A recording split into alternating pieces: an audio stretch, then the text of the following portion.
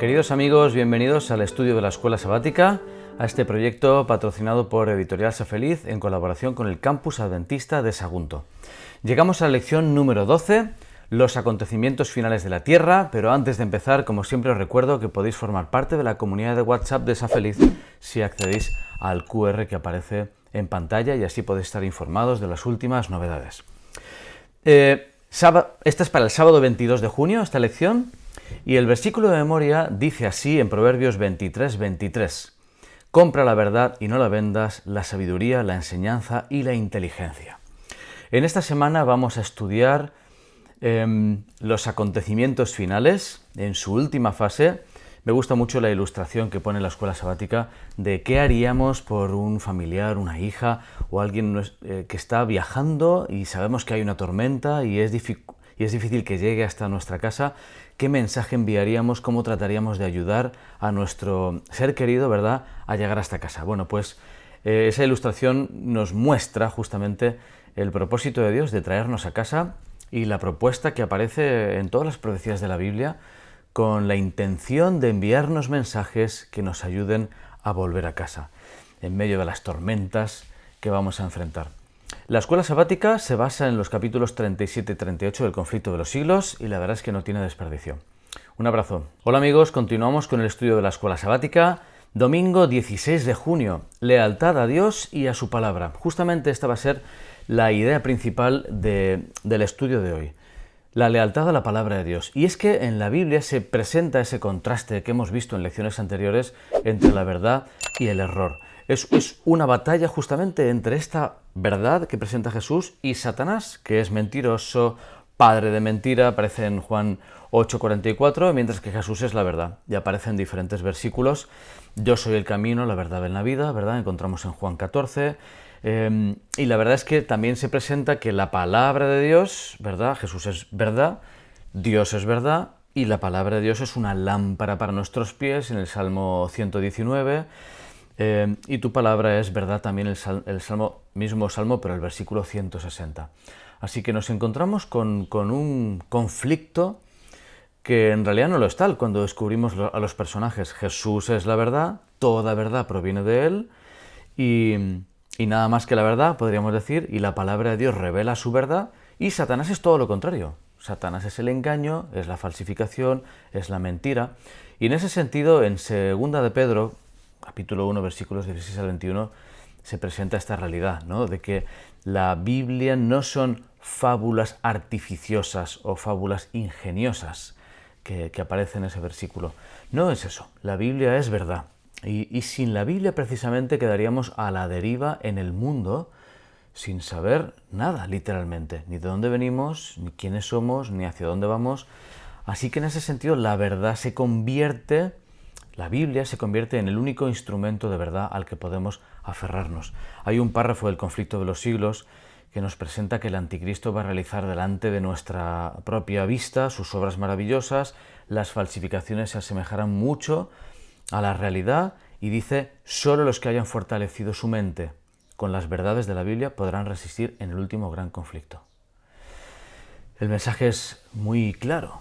Solo los que hayan fortalecido su mente con la palabra de Dios. Así que nuestra función hoy en día, que podemos leer la palabra en libertad, precisamente es esa, disfrutarla y hacerla nuestra, porque es lo único que nos llevará a casa. Queridos amigos, continuamos el estudio de nuestra lección, en este caso el lunes 17 de junio, sellados para el cielo. Se nos presenta en esta escuela sabática la noción del sello de Dios.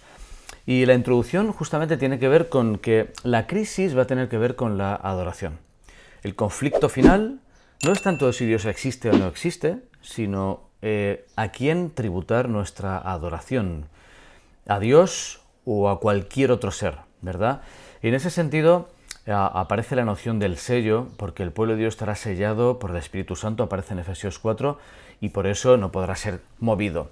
Y los sellos, las señales, ¿verdad? Que luego veremos que la palabra es intercambiable, pero los sellos eran distintivos que indicaban la autoridad de la realeza, de los gobernantes, y en ese sentido tiene toda la lógica del mundo que en el conflicto de adoración que tiene que ver con la ley, el sello esté vinculado precisamente con su ley. Cuando leemos en Éxodo 20 el cuarto mandamiento, el mandamiento del sábado, vemos que aparece allí los elementos que aparecían en los sellos reales. El nombre de a quien pertenece el sello, ¿verdad? Y aparece ahí Jehová tu Dios, el título, que es Jehová creador, porque el Señor hizo, ¿verdad? Jehová hizo en 6 días, ¿verdad? Hizo la creación. Y finalmente el territorio, que precisamente es Jehová hizo los cielos, la tierra, el mar y todas las cosas que en ellos hay. Así que tenemos los 3 elementos, el nombre, el título y el territorio, que aparecían en los sellos de la antigüedad. Lo tenemos ahí incrustado en el cuarto mandamiento de la ley. Es algo interesantísimo, porque justamente el sábado se convierte en el símbolo último de adoración y sello de Dios como el garante de esa autoridad que tiene la ley. En la Biblia parece que el sello de Dios se colocaba en la frente, se coloca en la frente, y la marca de la bestia se coloca en la frente o en la mano. La escuela sabática ahí da una interpretación de que justamente la frente, ¿verdad?, delante de tus ojos, tiene que ver con la razón, tiene que ver con la voluntad, y la mano, que tiene que ver con las acciones, se interpreta, ¿verdad?, en la escuela sabática como que tiene que ver con que la gente puede hacer cosas sin estar convencidos. También es posible el vínculo con los mandamientos señal que aparecían en el Antiguo Testamento. Es interesante estudiar esos vínculos de los mandamientos señal, que eran también en la frente y en la mano, y cómo en el Nuevo Testamento Satanás al final de los tiempos imita esos mandamientos señal que Dios había establecido para su pueblo. En todo caso, esta relación, ¿verdad?, entre el sello de Dios en la frente, la marca de la bestia en la frente, tiene que ver justamente con el conflicto final, cuando el dragón ataca, ¿verdad?, a los seguidores de Dios, y aparecen en Apocalipsis 4 los que guardan los mandamientos de Dios y tienen la fe de Jesús. Queda bastante claro en la Biblia la identificación de todos los símbolos. Hola amigos, continuamos el estudio de la escuela sabática, martes 18 de junio. ¿A quién adoramos? Venimos diciendo que en los últimos días, en el conflicto final, en la última fase, el conflicto tiene que ver con la adoración, en realidad durante todo el conflicto cósmico, ¿verdad? Pero al final se recrudece esa dicotomía entre a quién adorar, a Dios, al Creador, ¿verdad?, o a la imagen, a la bestia y a su imagen. El primer ángel en Apocalipsis 14 nos insta a adorar al Creador, y en el tercer mensaje, ¿verdad?, el tercer ángel nos habla de las consecuencias de adorar a la bestia, y justamente con la aplicación de la marca. Ahí es donde descubrimos precisamente que Satanás odia al Creador y utiliza todo instrumento de usurpación para evitar que la gente adore al Dios Creador, arrogándose para sí mismo la adoración. Por tanto, si Satanás es capaz de erradicar la adoración del sábado, y hemos visto cómo el sábado se convierte en sello, el sábado es el símbolo, el sábado representa la autoridad de Dios para ser adorado como único creador, pues el ataque contra el sábado obviamente es un intento claro de Satanás de desviar la atención de la verdadera adoración y genera adoración a sí mismo.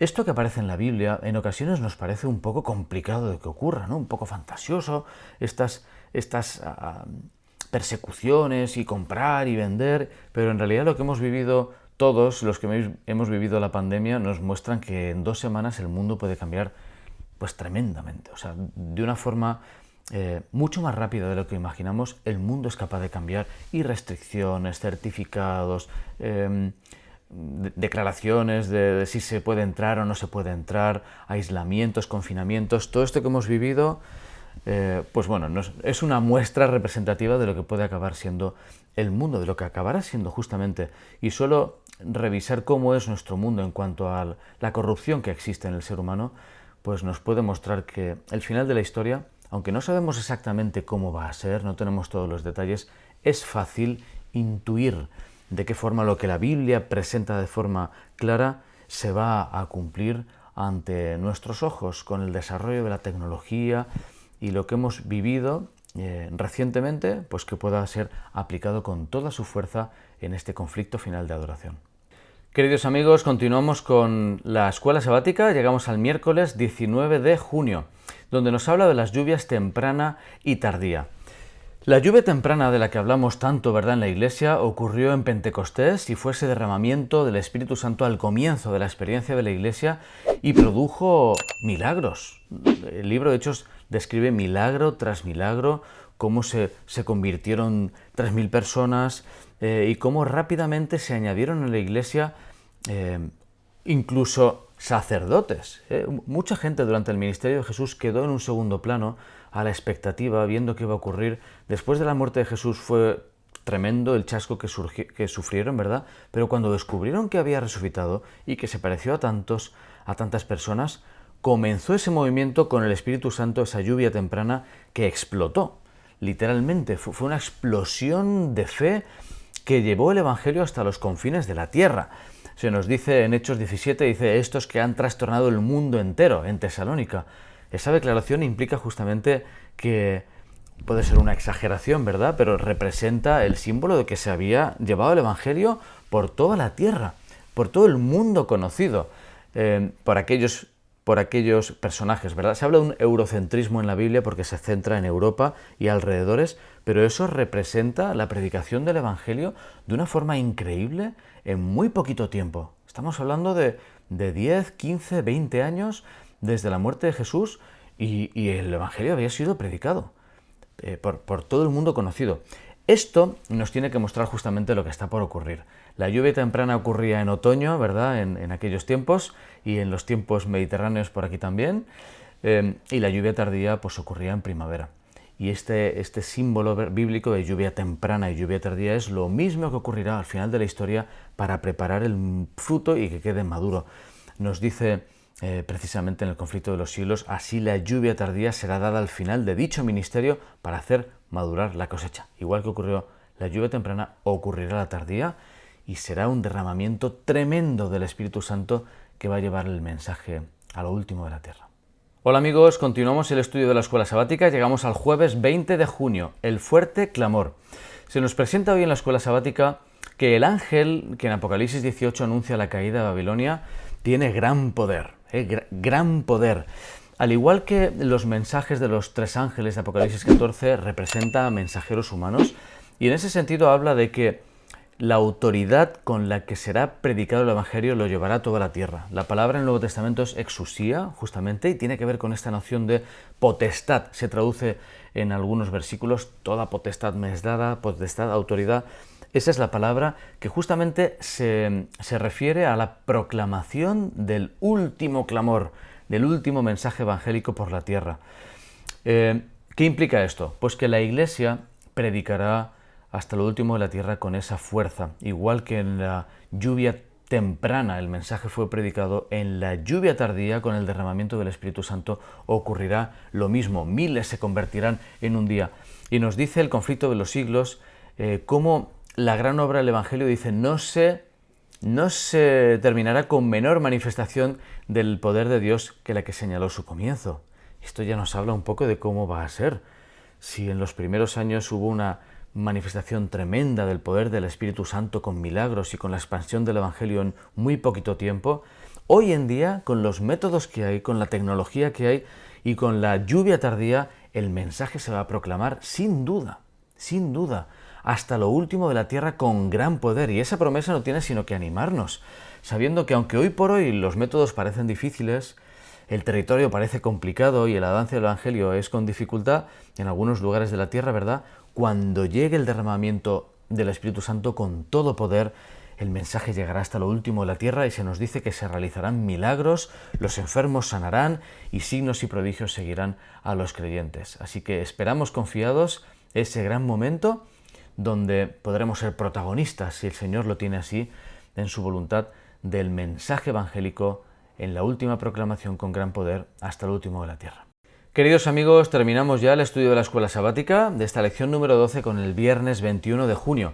Algo muy interesante que presenta la escuela sabática es que ya en 1851, ¿verdad?, los pioneros de la Iglesia Adventista identificaron a Estados Unidos como la bestia de Apocalipsis 13, la segunda bestia, Estados Unidos de Norteamérica. Claro, eso hoy en día es fácil, ¿verdad? Es fácil, relativamente fácil, con los símbolos bíblicos de la tierra, del mar, y en este caso de la tierra, una zona aparentemente despoblada, ¿verdad?, que surge esa bestia. Pero en aquel tiempo nos dice que la marina de todo Estados Unidos en 1880 tenía 48 barcos anticuados.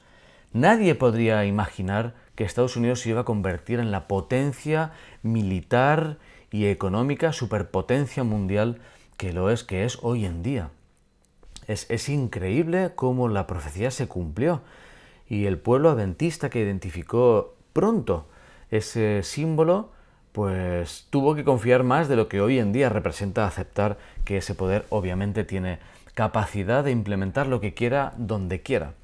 En ese sentido, al final de los tiempos, este poder justamente es el que implementa la adoración a la bestia.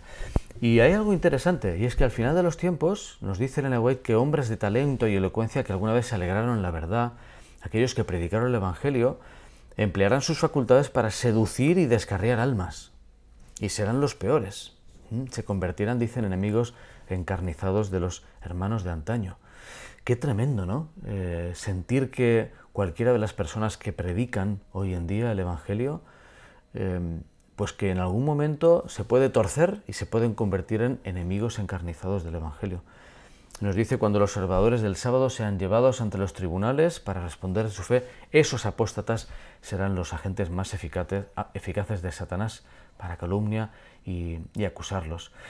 En fin, hemos de orar mucho, hemos de, resumiendo la escuela sabática, de aceptar la palabra de Dios, afianzarnos en ella porque es lo único que nos puede dar solidez en nuestra fe y nos puede hacer afrontar con esperanza lo que viene. Y lo que viene es muy bueno porque a pesar de las dificultades el Señor nos va a acompañar y finalmente podremos disfrutar por la eternidad. Que el Señor os bendiga.